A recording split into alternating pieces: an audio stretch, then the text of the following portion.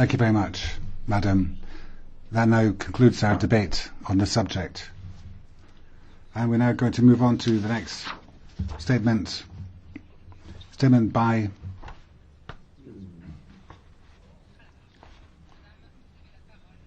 the Vice President on Nagorno-Karabakh.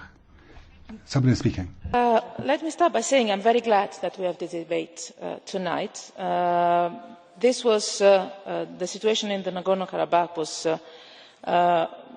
one of probably the centre of my talks both in Armenia and Azerbaijan when I was visiting there last month, when I was looking at last time that this issue was discussed in this plenary. That was in 2011. So I'm really glad that this Parliament, as far as I understand, for the first time in plenary, this Parliament faces this. And I think it is going to be very helpful and useful because events in the Nagorno-Karabakh are another reminder of how dangerous a protracted conflict can be. Just days before the latest and unprecedented escalation, we had cautioned from our side that the status quo was unsustainable. From a tense situation to large-scale hostilities, that can be a very short step. For this reason, we are increasing our efforts towards a settlement of the conflict. It has already inflicted too much suffering. It continues to pose a threat to regional security in our neighbourhood, and it is an obstacle towards the development of both countries and of the entire region. The South Caucasus is a crucial region for Europe. It lays at the crossroads between Europe, Asia and the Middle East. It holds a huge potential for growth, but such a potential is held back by instability and war. And again, this came out very clearly in my recent talks in both capitals. A large-scale conflict is not in the interest of anyone and can lead nowhere. This conflict hinders the development and the stability of the two countries, of the neighbours and their rapprochement with the European Union. As you know, at the beginning of April, the violence surged to a level that was unprecedented since the ceasefire agreement in 1994. We have seen reports, we have all seen them, about the use of heavy weapons, large numbers of casualties, including among the civilian population. And statements from Baku and Yerevan make clear that we have serious dangers if the situation is not quickly calmed. Immediately on April 2, I called on the parties to stop the fighting and observe the ceasefire, to show restraint and avoid any further actions or statements that could result in escalation. I have reiterated support to the OSCE Minsk Group and the three co-chairs as the internationally agreed format for the settlement of this conflict. The EU Special Representative for the South Caucasus, Herbert Salber, took immediate contact with the parties and he kept these contacts regularly. I had myself constructive separate conversations with the foreign ministers of Armenia and of Azerbaijan.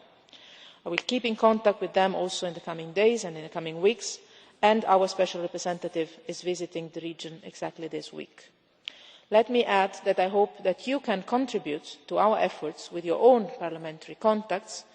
As you know, I believe very much in parliamentary diplomacy, both to your fellow parliamentarians but also with civil society organisations.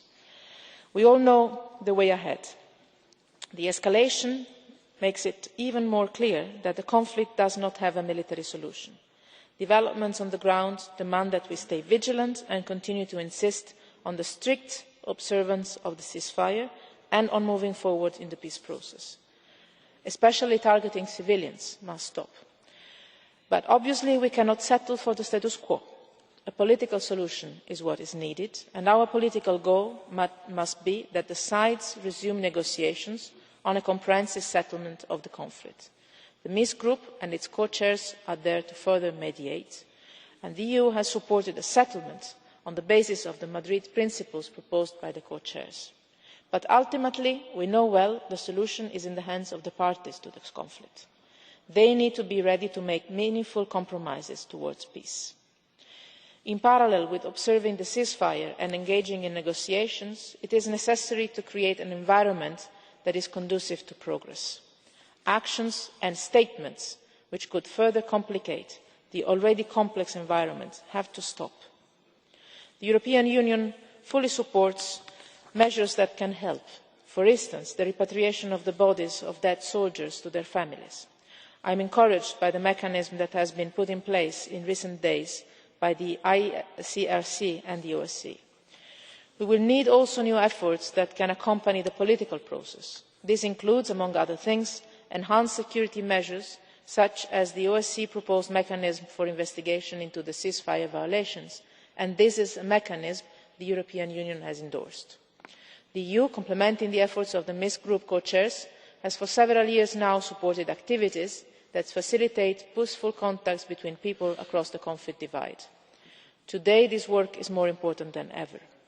The conflict settlement will also continue to be part of the EU contacts and dialogue with Armenia and Azerbaijan as partner countries, as well as with key international stakeholders. And as I said, this was at the centre of our talks when I visited a month ago both countries. After this tragic outburst of violence, talking about negotiations and trust, I know well, might sound out of place. It is not.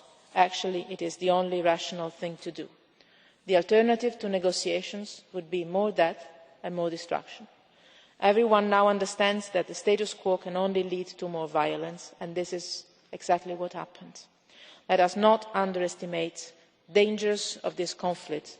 Let us turn the current situation into an opportunity towards peace. Thank you.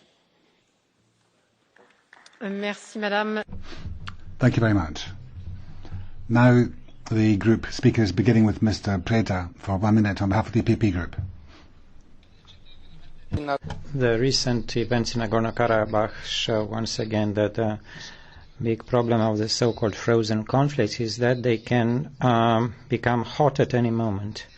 Last week, this unfreezing led to 60 dead people within 4 days. Now things seem to have gone back to what used to be normalcy in Nagorno-Karabakh, a fragile ceasefire agreement established some 22 years ago. Unfortunately, in the former Soviet space, such frozen conflicts are quite numerous: Transnistria, Abkhazia, Southern Ossetia, and more recently eastern Ukraine. All of these conflicts, unsolved conflicts, have a common point: Russia's interest to keep them as such. For the Russian Federation, they are levers by which it is trying to control its neighbors. In the case of Nagorno-Karabakh, Russia plays two hands. On the one hand, an outspoken ally of Armenia, but on the other hand, it sells weaponry to Azerbaijan as well.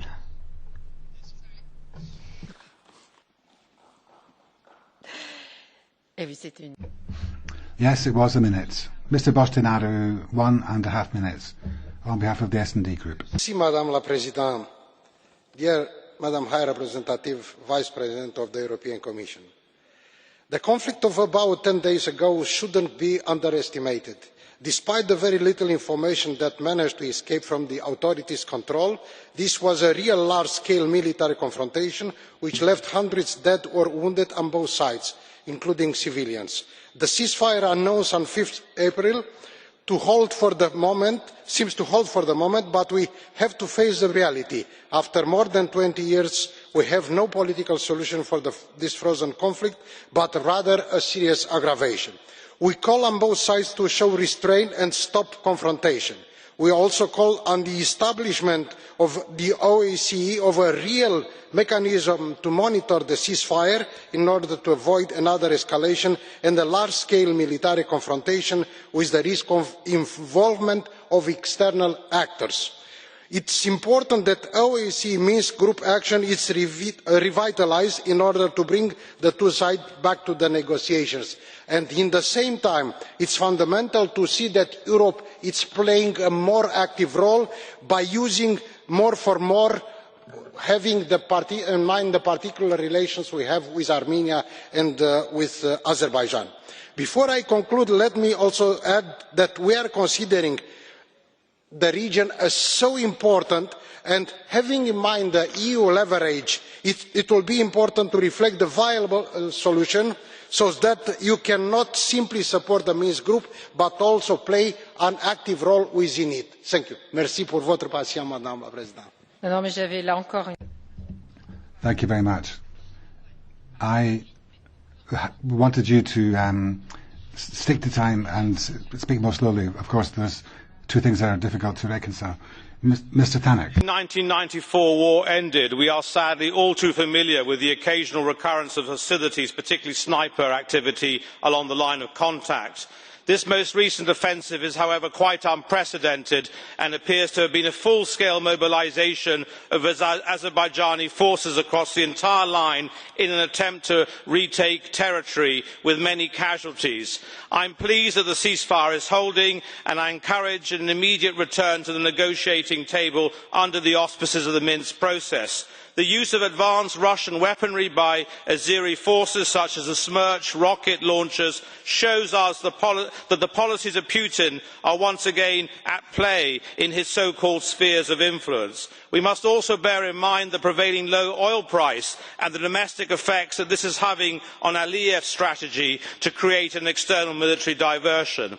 In a week in which populism triumphed diplomacy in the Dutch referendum concerning Ukraine's free trade agreement, we should be reminded of the very real potential for destabilisation on our borders if we are unable to act in a cohesive and coordinated way in Europe. Thank you. Thank you very much, Mr. Tannock. For 1 minute and 30 seconds, Mr. Ostravicius, for the ALDE.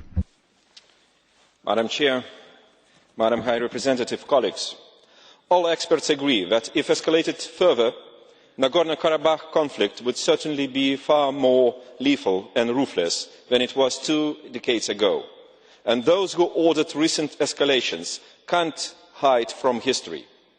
Unprecedented arms race by both sides in conflict that is for a number of years boosted by one major arms supplier, Russia.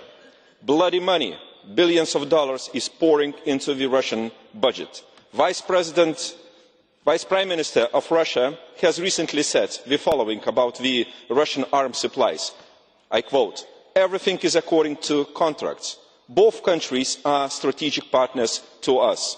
End of quote. For me, the question is what we, as the EU, do in order to deal with so-called frozen conflict and the destructive dominance of Russia in the region.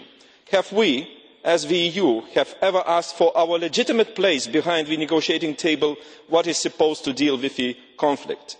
And indeed, the argument from 1994, when the Minsk group was set up and the EU was not considered as a global player and mediator, is not valid any longer. Let's be back to the table of negotiations as a global player. Let's play a role as a major negotiator and mediator in this conflict. And let's prove the Eastern Partnership goals to support peace and stability next door are valid. Thank you. Thank you. 1 minute for the GUE, Mr. Juarez de Barón. Thank you, Madam President. The election observation mission in Nagorno-Karabakh led a number of colleagues to see that there were people there living in democracy with the independence of the judiciary, freedom of expression and so on. People with a monstrous past faced a future of stability and peace, even if they weren't recognised by the international community. I think that their future lies on recognition of the right to self-determination. If that is respected and recognised, there will be peace and stability. On the course towards that, Armenia and Azerbaijan must accept a mechanism for investigating the flouting of the ceasefire under the terms of the Minsk agreement. Without that, they will continue to accuse one another of the resumption of hostilities.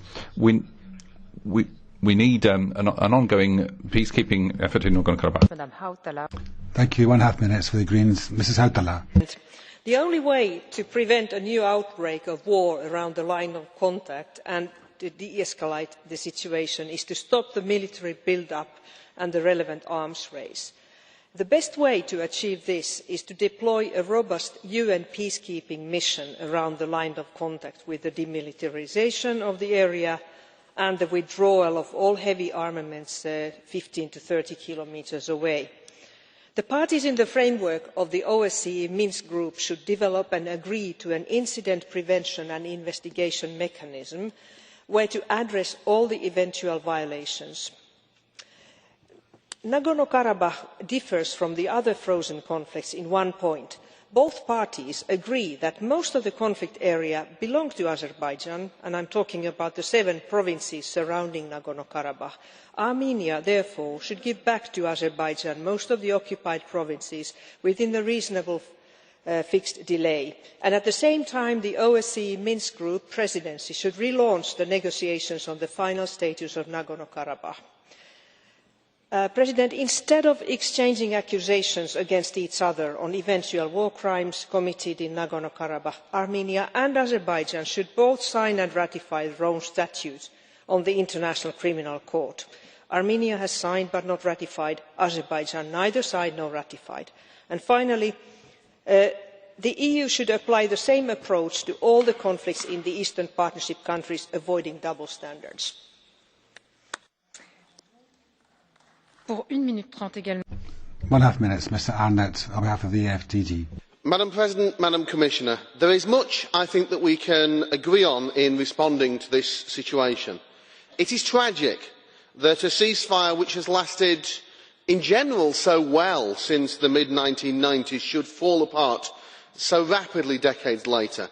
It reminds us, I hope, of the precariousness of peace and the horrors of conflict. And though maybe we disagree on the role that these institutions should play, maybe I see the United Nations as more important and not the European Union, you are certainly correct in suggesting that it is our responsibility to do whatever we can. All nations, and indeed the United Nations, must make urgent representations to ensure that basic things like civilians not being targeted are respected. It is vital too that those simple measures like repatriation of bodies actually happen, not because in and of themselves that those things change anything, but because perhaps they provide a focal point from which peace can build, a way of trust to begin to build up. There is, I believe, a ray of hope that another precarious ceasefire has begun. Long may that last, and may it last much longer than the 2 decades that the previous one did. Merci. Thank you very much. Now, on behalf of the NF Group, Mr. Chapozer, for 1 minute. Madam High Representative, dear colleagues, once again, our diplomacy based on human rights, which is slightly unreal, is being caught up on by the real world. In Nagorno-Karabakh, 80% of the population is Armenian, and it was Stalin, the Commissioner of Nationalities, who incorporated the cradle of Armenia into the USSR and into Azerbaijan. And then we have seen, at the same time, territories being incorporated into Ukraine, also by Stalin. You now, Madam High Representative, are asking to kickstart the peace process. In other words, European diplomacy is being left to the member states, and that's good. As to regards to Russia, if you look at Erdogan, the satrap, he's the one who finances terrorism and who is blackmailing Europe, and we've given into it, and that is a disgrace. Stetina, pour 1 minute, je comprends, mais ne crie pas. Mr. Stetina, 1 minute. Thank you very much for giving me the floor, Mrs. Chairman. Ladies and gentlemen, let me explain why for many years I have been supporting Armenia in its territorial dispute concerning Nagorno-Karabakh. It was the Bolshevik Soviet Union which artificially, back in the 20th, assigned the Karabakh territory to Azerbaijan according to the divide and rule principle. Not to support Karabakh and Armenia in their struggle, as far as I'm concerned, would mean to endorse the brutal nationalistic Soviet policy of that time.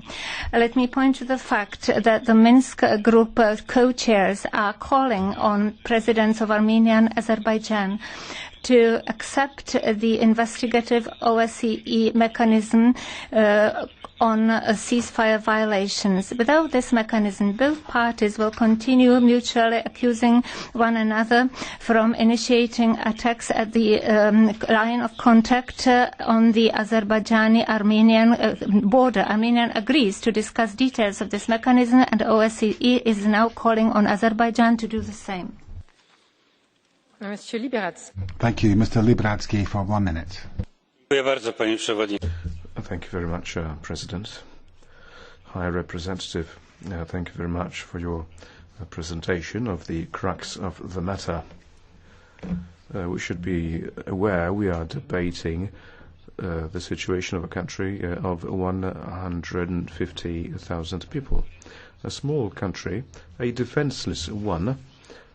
The budget of Nagorno-Karabakh is equivalent to 2 or 3 rockets that can be launched against that country at any moment. So dialogue, striving for peace, building of mutual understanding. And we should put pressure on Armenia and Azerbaijan. We shouldn't be blaming Russia alone for exporting arms, because both neighbors of Nagorno-Karabakh have weapons already, but we should be pressuring both Russia and Turkey, because only peace and tranquility will allow us to implement the Minsk agreements. Thank you. 1 minute, Mr. Jambaski. Chair, Mrs. Mogherini, dear colleagues, for the nth time we are witnessing skirmishes in Nagorno-Karabakh. On the 33 people died and 200 were injured on the 1st and 2nd of April. About a little before the anniversary of the Armenian genocide, again the Azerbaijani opened fire against the Armenians. On the 26th of September 2015, the co-chairs of the Organization for Security in Europe called upon the two presidents to build a mechanism for a ceasefire. As you see, there is no such mechanism, and the reason is the refusal of Azerbaijan. The European Union should have a clear position. It is not acceptable that a strategic partner of the European Union cannot trample on human rights and have acts of violence. Azerbaijan only received the support of Turkey, and its only purpose is to fight Armenian people. Thank you for your attention. Monsieur Engel, 1 minute. Mr. Engel, 1 minute. Madame la Présidente, the status quo will only lead to more violence. That may be so, but it's only so for one specific reason, and that is that Azerbaijan remains an aggressor today, like it was an aggressor 24 years ago. It has violated the ceasefire this time, just like it kept violating the ceasefire on lower scale for a very long period of time, and it does so because it is convinced that everything and everyone Armenian in this region must disappear.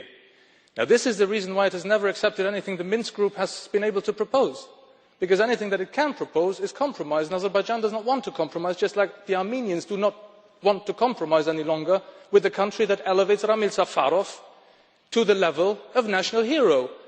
A brutal ex-murderer reverted to the country by Hungary as it should never have happened. The only thing that will eventually happen in this case is to recognise the independence of Nagorno-Karabakh.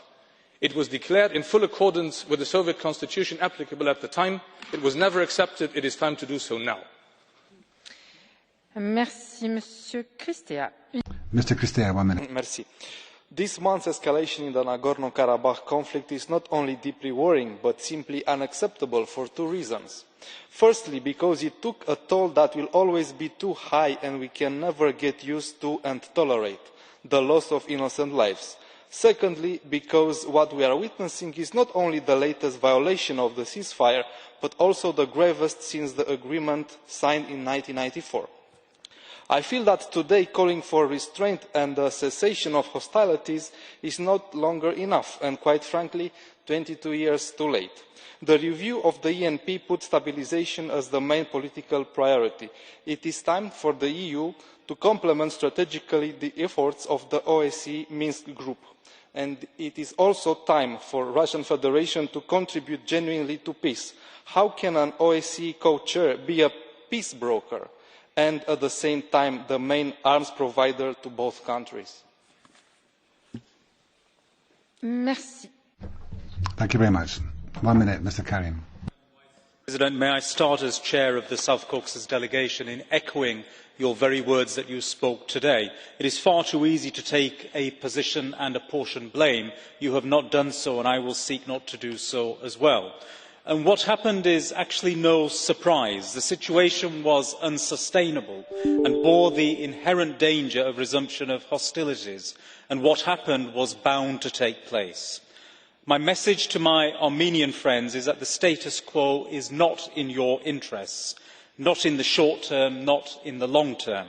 My message to my Azeri friends, with whom we hope to resume interparliamentary dialogue: the fact you are frustrated with the situation does not mean the OSCE long protracted confidence building measures are superfluous. If only to prevent an accidental escalation, you can help in this respect.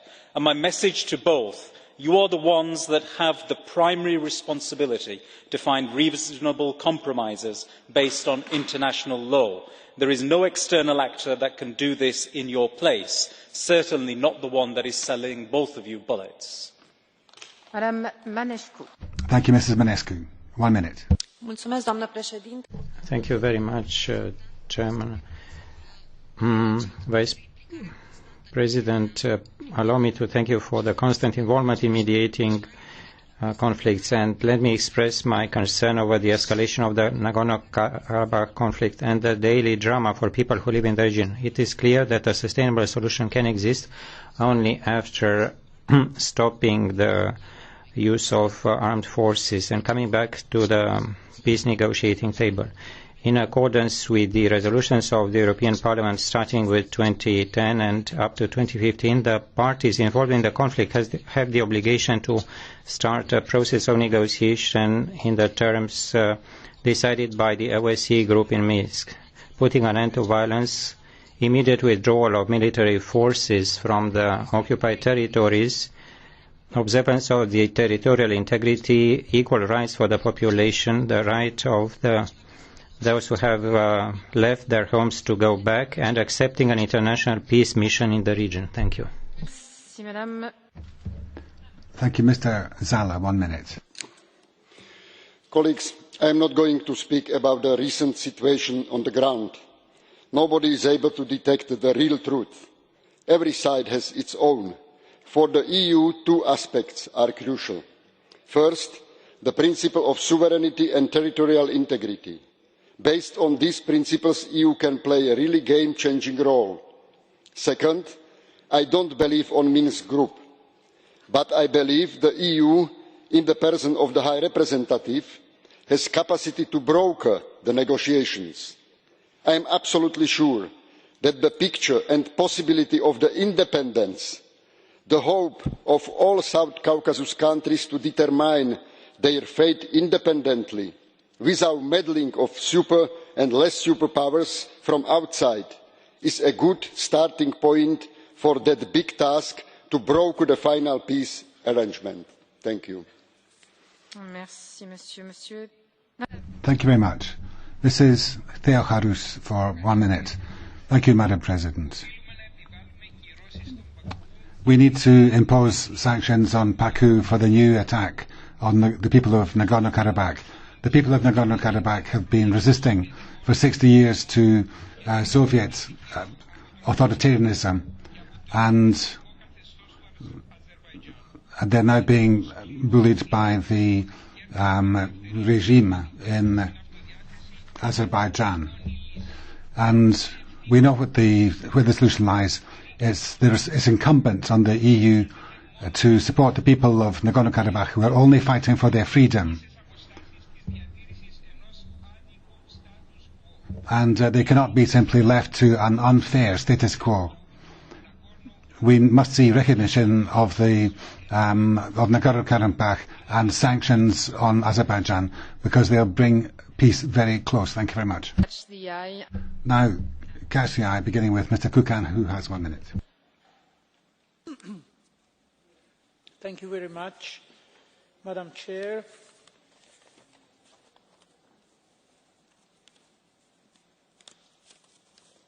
Cheers.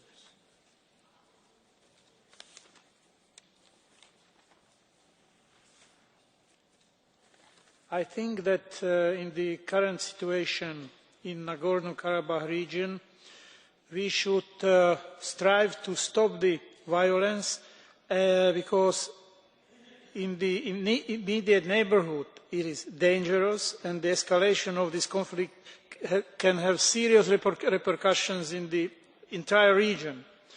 As a rapporteur for the neighbourhood policy, I advise to be more active in the eastern neighbourhood, which remains affected by both active armed conflicts and frozen protracted conflicts. The situation in Nagorno-Karabakh shows that we must keep working more actively towards a sustainable and peaceful solution. Now, the cessation of hostilities and upholding the truth remains of utmost importance. We need to help our partners, both in Azerbaijan and Armenia, to strive for a peaceful solution. Paraphrasing Tom de Waal, we need, I quote, to solve the Nagorno-Karabakh conflict before it explodes. Thank you very much. Thank you very much. Mr. Mavrides has 1 minute.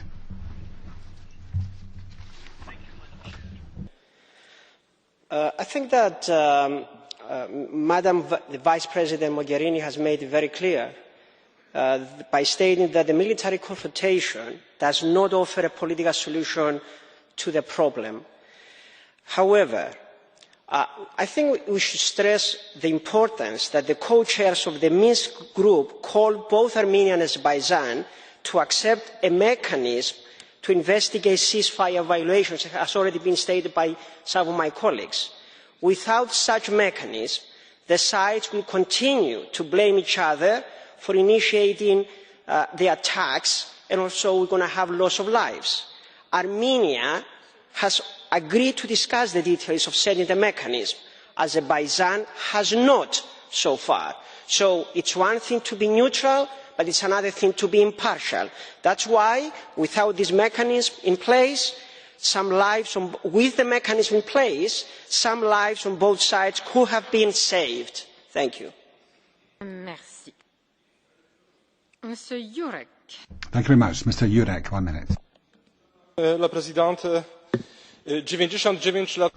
99 years ago, Pope Benedict XV, when he presented his adhortation on peace, he called to finish war massacres and then guarantee security for Armenia.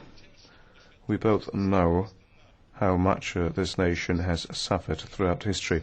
I'm not talking about the Armenian genocide alone, which took place over 100 years ago.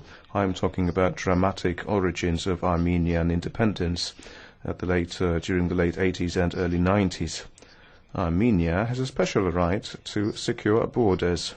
Armenian population in Nagorno-Karabakh is also entitled to security. We must not forget them. We know under what great pressure Armenia found itself when Russia required them to join the Russian-led Eurasian Union. We are obliged to remember them. The more present we are there, the more we'll be able to support the security of Armenia. Thank you. Thank you very much. Good evening, ladies and gentlemen. I'm very happy to see you now tonight. I will now give the floor to High Representative Mogherini. Thank you. I would like to...